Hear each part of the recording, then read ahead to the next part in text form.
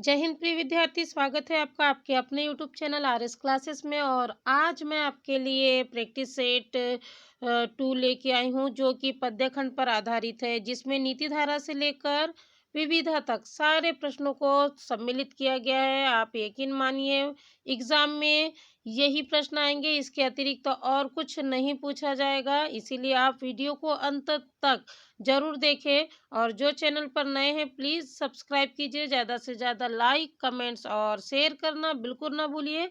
तो चलिए सॉल्व करते हैं प्रैक्टिस सेट सेकंड को, जो कि पद्य खंड पर आधारित है। और मुझे कमेंट्स के माध्यम से ज़रूर बताइएगा कि आपसे कितने प्रश्नों के उत्तर आसानी से बन रहे थे। तो चलिए करते हैं सॉल्व प्रैक्टिस सेट को। पहला जो प्रश्न है, मैंने नीति धारा से लिया है। प्रश्न देख लीजिए। आधुनिक हिंदी साहित्य के जन्मदाता और भारतीय नवोत्थान के प्रतीक किसे माना जाता है? जवाब होगा भारतेंदु हरिश्चंद्र को। अगला प्रश्न देखिए। भारतेंदु हरिश्चंद्र का जन्म कब और कहाँ हुआ? जवाब होगा सन 1850 ईस्वी को काशी में। अगला प्रश्न है, भारतेंदु हरिश्चंद्र को भारतेंदु की उपाधि कब और क्यों दी गई? मैं बार बार आप लोगों से कहती हूँ कि ये केवल आपके लिए 10th क्लास के लिए ही नहीं है। यदि आप भविष्य में किसी भी तरह की प्रतियोगी परीक्षा देते हैं, तो इस तरह के प्रश्न आपके लिए काफ़ी महत्वपूर्ण हो जाते हैं। तो इसीलिए इन जो प्रश्नों के जो जवाब है, इसे आप बिल्कुल ध्यान से पढ़िए, समझिए, क्योंकि भविष्य में जब आप प्रतियोगी परीक्षा देंगे तो सवाल इसी तरह के किए जाते हैं, और तब आपके लिए ज़्यादा आसानी होगी। जो लोग प्रतियोगी परीक्षा दे रहे हैं, यदि आपके संपर्क में हैं, तो प्लीज़ इन सारे जितने भी मैं कवि जो का जीवन परिचय आपको इन प्रश्नों के माध्यम से बताती हूँ, तो उन्हें स्क्रीनशॉट करके शेयर करना बिल्कुल ना भूलिएगा, क्योंकि ये जो प्रश्न है उनके लिए काफ़ी ही फायदेमंद हो सकते हैं एग्जाम में। ठीक है, तो जो अगला प्रश्न था, क्या था हमारा? भारतेंदु हरिश्चंद्र को भारतेंदु की उपाधि कब और क्यों दी गई? तो जवाब होगा देश प्रेम, मातृभाषा हिंदी प्रेम तथा इनके विकास के लिए की गई सेवाओं के कारण 1880 ईस्वी में आपको भारतेंदु की उपाधि से विभूषित किया गया। ठीक है, अगला प्रश्न है, भारतेंदु के काव्य का प्रधान रस कौन सा है?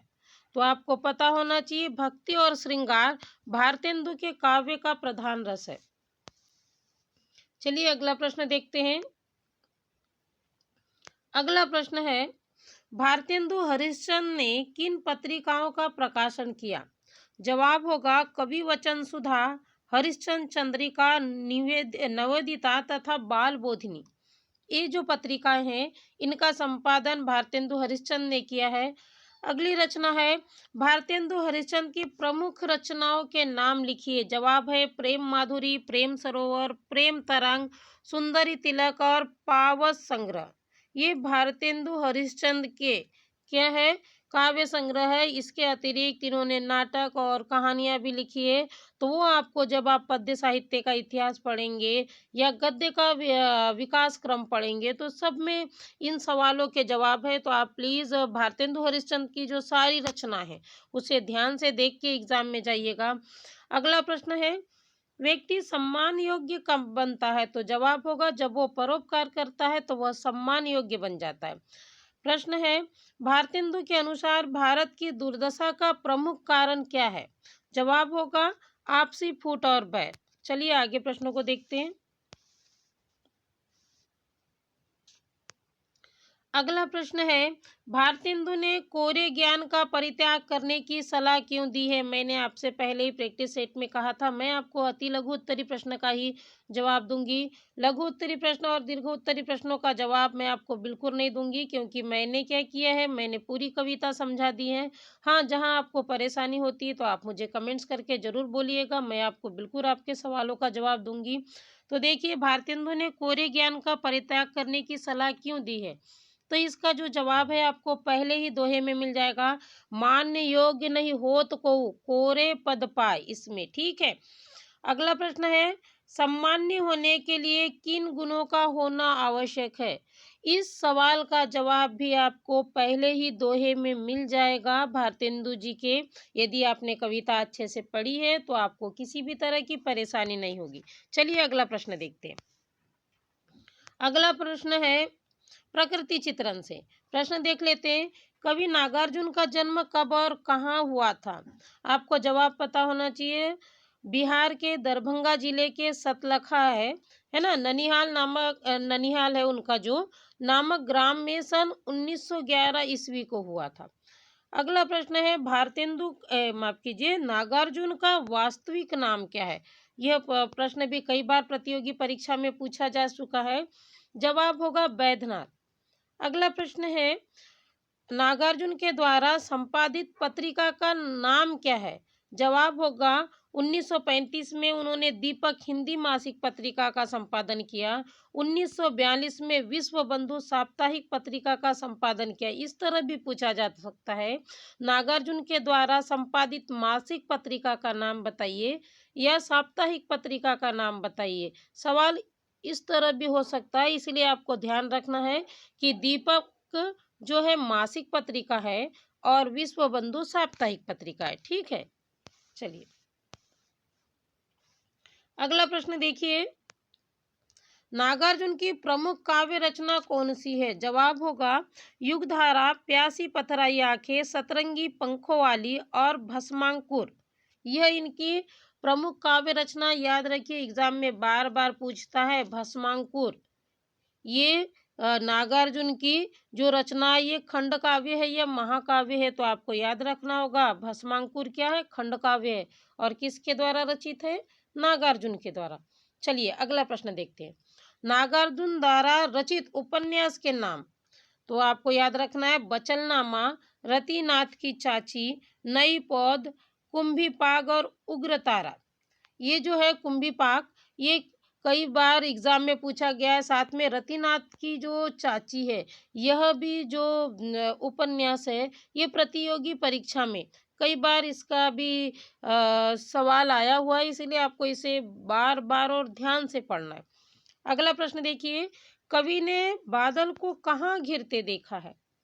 जवाब होगा अमल धवल गिरी के शिखरों पर। अगला प्रश्न है, कवि ने हिमालय की झीलों में किसको तैरते हुए देखा है? जवाब होगा हंसों को। अगला प्रश्न देखिए, कौन अपनी, ये अलख है ना, अलग नहीं है, याद रखना। अलख नाभि से उठने वाले परिमल के पीछे पीछे दौड़ता है। जवाब होगा तरुण कस्तूरी मृग।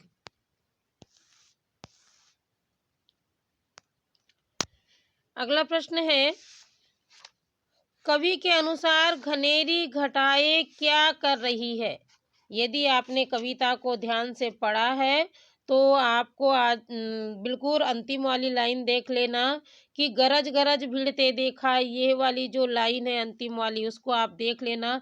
अगला प्रश्न है, निशा काल से चिर अभिशापित किसे कहा गया है? यदि आपने बादल को घिरते देखा है कविता को अच्छे से पढ़ा है तो उसका जो तीसरा वाला पद है ऋतु बसंत का सुप्रभात था, उसमें आपको इसका जवाब मिल जाएगा।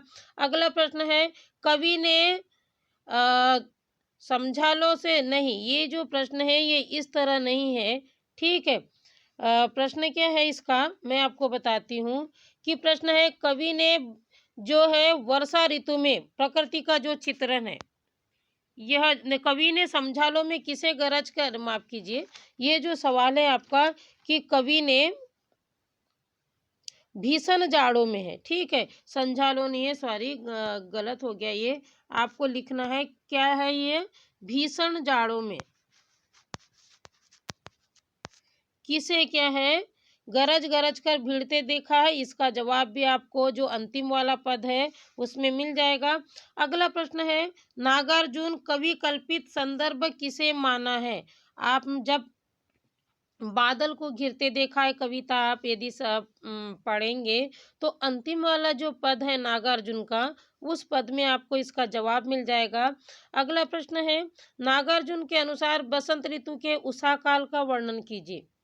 इस सवाल का जवाब भी आपको नागार्जुन जी की जो कविता है बादल को घिरते देखा है उसका जो तीसरा पद है उसमें आपको आसानी से इसका जवाब मिल जाएगा।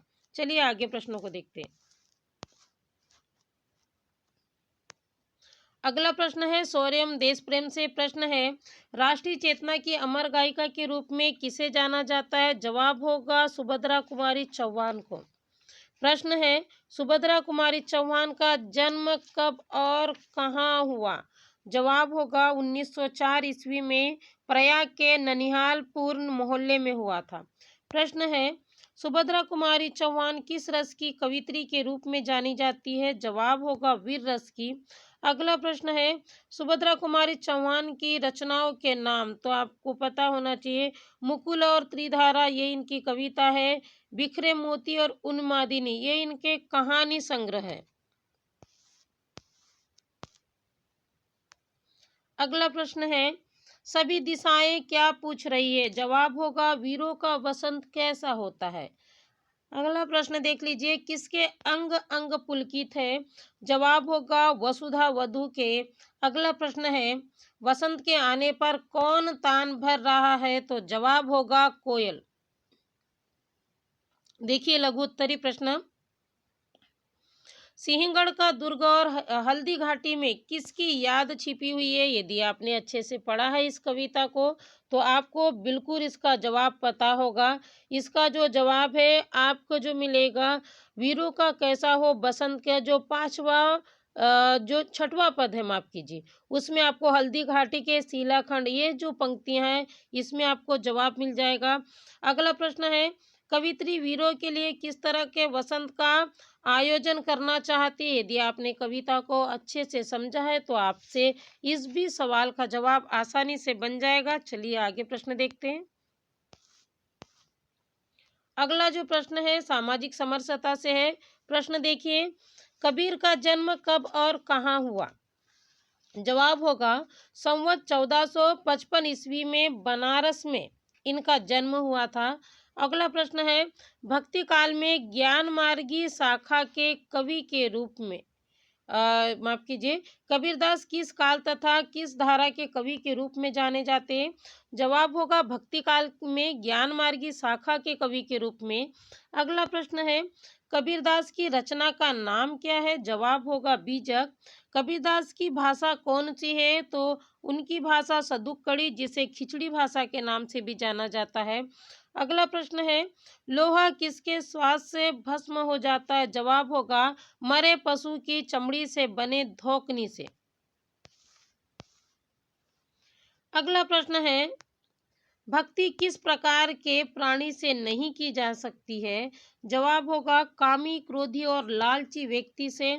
प्रश्न है गुण लाख रुपयों में कब बिकता है? तो जवाब होगा जब गुणों के ग्राहक मिलते हैं तब गुण लाख रुपए में बिकता है। अगला प्रश्न देखिए। अगला प्रश्न लघु उत्तरी प्रश्न है। प्रश्न क्या है कबीर ईश्वर से क्या मांगते हैं? तो यदि आपने कबीर की साखियाँ पढ़ी है तो आपको पता होगा साईं इतना दीजिए जामे कुटुंब समा इसमें आपका जवाब है। अगला प्रश्न है कवि के अनुसार किस प्रकार के ये वृक्ष है ना पंछी के नीचे नहीं है पंछी को किस प्रकार के वृक्ष के नीचे विश्राम करना चाहिए? तो यदि आपने ये वाला दोहा पढ़ा है सातवां तरवर तास बिलमिए 12 मास फलंत यदि आपने पढ़ा है तो आपको इसका जवाब बिल्कुल आसानी से मिल जाएगा। अगला प्रश्न है साधु से किस प्रकार के प्रश्न नहीं करने चाहिए? यदि आपने ये दोहा को समझा है कौन सा कि जाति न पूछो साधु की तो आपको बिल्कुल जवाब मिल जाएगा। अगला प्रश्न है दुर्बल को सताने का क्या दुष्परिणाम होता है? इसका जवाब आपको इस दोहे में मिल जाएगा दुर्बल को न सताइए जाकी मोटी हाय। ठीक है चलिए आगे प्रश्नों को देखते हैं। अगला प्रश्न है कल्याण की राह। प्रश्न देख लीजिए हालावाद के प्रवर्तक किसे माना जाता है? जवाब होगा हरिवंश राय बच्चन को। आपको सबको पता है ना हरिवंश राय बच्चन कौन है? हाँ बिल्कुल पता होगा अमिताभ बच्चन के पिताजी हैं ये। हरिवंश राय का जन्म कब और कहाँ हुआ? तो जवाब होगा 17 नवंबर सन 1907 को इलाहाबाद में हुआ। अगला जो प्रश्न है हरिवंश राय की सर्वाधिक ख्याति प्राप्त रचना कौन सी है? आपको जवाब पता होना चाहिए मधुशाला।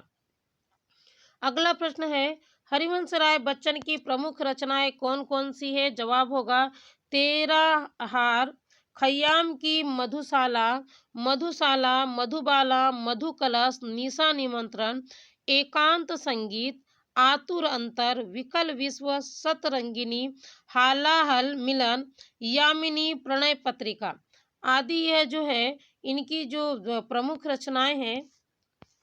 अगला प्रश्न है, कवि स्वप्न पर मुग्ध न होने की राय क्यों देता है? यदि आपने इसको पढ़ा है कविता को तो आपसे आसानी से बन जाएगा। ये आपको चौथे पद में कौन कहता है कि सपनों को न आने दे हृदय में, इसमें आपको इसका जवाब मिल जाएगा। अगला प्रश्न है, कवि ने जीवन के पथ में क्या-क्या अनिश्चित माना है? इसका जवाब आपको तीसरे पद में मिल जाएगा, है अनिश्चित किस जगह पर सरित गिरी गहर मिलेंगे। यदि आपने समझा है तो बिल्कुल आसानी से बन जाएगा। अगला प्रश्न है, कवि के अनुसार जीवन पथ के यात्री को पथ की पहचान क्यों आवश्यक है? तो यह जो सवाल है इसका भी पद का जो अर्थ है ये या प्रश्न का अर्थ है आपको पहले वाले पद में बिल्कुल आसानी से मिल जाएगा। अगला प्रश्न है, दीर्घ उत्तरीय है, कवि ने चलने के पूर्व बटोही को किन किन बातों के लिए कहा है? इसका जवाब आपको पूरी कविता को ध्यान से पढ़कर लिखना होगा। यदि आपने कविता ध्यान से पढ़ी है तो आपसे बिल्कुल बन जाएगा। और अगला दीर्घ उत्तरीय प्रश्न है, स्वप्न और यथार्थ में संतुलन किस प्रकार आवश्यक है? इसका जो जवाब है आपको जो पांचवा जो पद है, स्वप्न आता स्वर्ग का, इसमें आपको इसका जवाब मिल जाएगा। चलिए अगला प्रश्न देखते हैं। अगला प्रश्न है, जीवन दर्शन किस रचना के लिए महादेवी वर्मा को ज्ञानपीठ पुरस्कार प्राप्त हुआ? जवाब होगा यामा रचना के लिए। अगला प्रश्न है, भारत सरकार के द्वारा महादेवी वर्मा को किस उपाधि से सम्मानित किया गया? जवाब है पद्म विभूषण। अगला सवाल है, महादेवी वर्मा की प्रमुख रचना का नाम? तो जवाब होगा निहार, निर्जा, सांदेगीप गीत माफ कीजिए, दीपशिखा और यामा इनकी प्रमुख काव्य संग्रह है। अगला सवाल है, कवि नाश के पथ पर कौन से चिन्ह छोड़ जाना चाहता है? जवाब होगा पद चिन्ह। अगला प्रश्न है, मधुप की मधुर गुनगुन विश्व पर क्या प्रभाव डालेगी? जवाब होगा विश्व के क्रंदन को भुला देगी। अगला प्रश्न है, कवि की आंखें उनिंदी क्यों है? आपने यदि पढ़ा है तो आपको पहले वाले ही पद में इसका जवाब मिल जाएगा। मोम के बंधन सजीले से कवि का क्या तात्पर्य है? यदि आपने कविता को ध्यान से यदि समझा है तो दूसरा वाला पद जो है, बांध लेंगे क्या तुझे ये मोम के बंधन सजीले, इसमें आपको इसका जवाब मिल जाएगा। सजग चिर सजग का आशय क्या है? इसका जवाब आपको पहले वाले पद में ही मिल जाएगा। यदि आपने इसे ध्यान से पढ़ा है समझा है तो मुझे नहीं लगता कि आपको किसी तरह की परेशानी का सामना करना पड़ेगा। अगला जो प्रश्न है वह है, कवि त्रिलोचन को किस रचना के लिए साहित्य अकादमी पुरस्कार प्रदान किया गया? जवाब होगा ताप के ताए हुए दिन। यह जो कविता संग्रह है इसके लिए कवि त्रिलोचन को साहित्य अकादमी पुरस्कार प्रदान किया गया। अगला प्रश्न है, कवि त्रिलोचन की प्रमुख रचना का नाम लिखिए? तो जवाब होगा धरती, गुलाब और बुलबुल, दिंगत, ताप के ताए हुए दिन, शब्द, मैं माफ कीजिए उस जनपद का कवि हूँ, अंतर्नाद तथा तुम्हें सौंपता हूँ। यह जो रचना है यह कवि त्रिलोचन की प्रमुख रचना है। अगला प्रश्न है, कवि ने आसमान में किस तरह के बादल को उड़ते हुए देखा है? या इस तरह भी है कि आसमान में किस तरह के बादल उड़ रहे थे? तो जवाब होगा झीने झीने कजरारे चंचल बादल। अगला प्रश्न है, रिमझिम रिमझिम पानी बरसने के बाद क्या हुआ? जवाब होगा आसमान खुला और धूप निकल आई। अगला प्रश्न है, कवि के अनुसार हवा बार बार क्या कर रही है? तो जवाब होगा कवि की पत्नी का आंचल खींच रही है। अगला जो प्रश्न है वह है, बादल के हटते ही या बादल के हटने पर तारे कैसे दिखाई देते? यदि आपने कविता को ध्यान से पढ़ा है तो आपको पहले ही पद में इसका जवाब मिल जाएगा। अगला जो प्रश्न है वो है, कवि के अनुसार संपूर्ण दिन में किस तरह के बादल दिखाई पड़े? इसका जो जवाब है आपको दूसरे वाले पद में मिल जाएगा। अगला प्रश्न है, कवि ने हरे खेतों के बारे में क्या कल्पना की है? इस सवाल का जवाब आपको चांदनी चमकती गंगा बहती जाती है के तीसरे पद में आसानी से मिल जाएगा। और अगला प्रश्न है, त्रिलोचन की कविता में प्रस्तुत शरद ऋतु के प्राकृतिक सौंदर्य का वर्णन। ठीक है, इसका जवाब आपको जो दूसरा पद है, ऋतु, शरद और नवमी तिथि थी, इसमें आपको इसका जवाब मिल जाएगा आसानी से। इस तरह हमने नीति धारा से लेकर विविधता तक के सारे प्रश्नों को देखा और इस तरह जो पद्य खंड का जो प्रैक्टिस सेट है, आज इसमें पूर्ण रूप से प्रश्न समाहित हो गए हैं और मुझे उम्मीद ही नहीं, पूरा विश्वास है कि यदि एग्ज़ाम में अगर कुछ भी पूछा जाता है इन पाठों से, तो बस यही पूछा जाएगा। इसके अतिरिक्त जो पाठ के पीछे जो ग्रामर है वो आपसे पूछा जा सकता है और मैंने कहा है कि जब मैं ग्रामर का प्रैक्टिस सेट बनाऊंगी तो मैं बिल्कुल उन प्रश्नों को समाहित करूंगी। किंतु आप जो है अपनी पढ़ाई को जारी रखिए और बेहतर पढ़िए ताकि आपका जो भविष्य है काफ़ी सुनहरा हो, उज्जवल हो। इसी शुभेच्छा के साथ धन्यवाद।